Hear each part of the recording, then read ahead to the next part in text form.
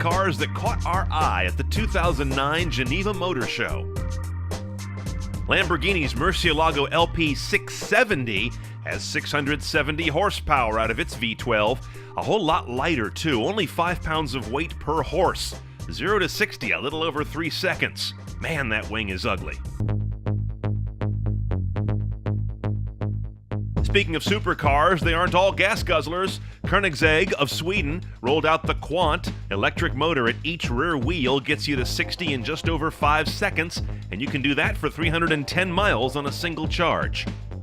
Not every Chevy is an American icon. This one's going to debut in Europe first. We'll get it later. It's the Chevy Spark with either a 1 or 1.2-liter engine and MPG up in the high 40s. Another small car to look for in the U.S. later will be based on this Ford Iosis Max. This is a concept, but it's very close to the cues we'll see in the new Ford Focus. But you can disregard that avant-garde interior. That's just show car stuff. Perhaps the oddest concept of the show was the iChange from Rinspeed.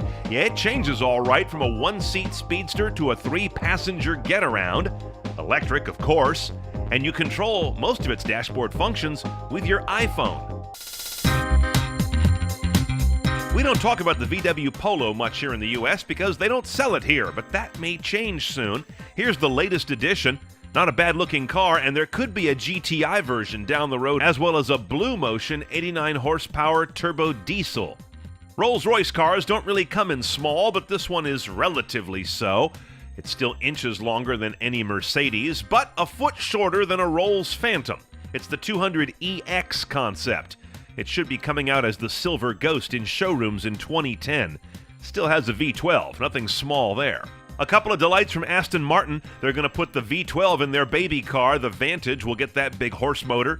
A 6-liter offering 510 horsepower, 0 to 60 around 4 seconds. And if you really want to spend some bucks, call Aston about their 177. This is going to be limited production. Yep, just 77 of them. $1.75 million. 7.3-liter V12 that is also 25% lighter. 0 to 60 in about 3.5 seconds. Infiniti is still trying to get its ground in Europe, so they rolled out a concept to tease the European market. This is the Infiniti Essence. Has the 3.7-liter V6 that we know so well in the Nissan Infiniti cars, coupled with a 3D electric motor, they call it. All in, a 593-horsepower twin-turbocharged gas-electric hybrid. Maybe BMW's X6 isn't quite your speed. This one's a little less truckish. It's the Gran Turismo concept, and they call it a progressive activity sedan.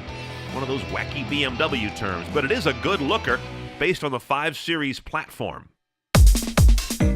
Fiat's 500, or Cinquecento, is a huge seller in Europe.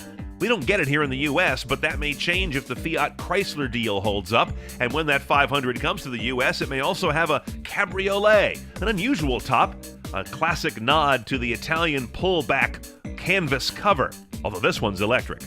Audi's TT is not always considered in the top ranks of sporting cars, but this version might be. The TT RS, 340 horsepower, coming out of a 2.5-liter turbo direct injection 5-cylinder engine. Quattro, of course, but you'll have to go to Europe to drive it, not coming to the U.S.